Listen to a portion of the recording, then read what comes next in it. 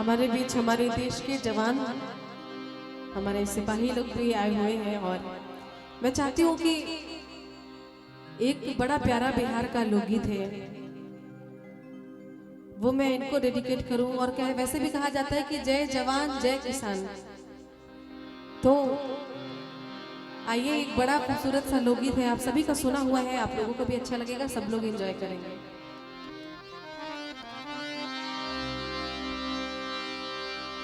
अरे कान्हे बन दुखिया हरवा, कान्हे बन दुखिया, कान्हे बन दुखिया हरवा, हर छैला जवान रे बलमा सिपहिया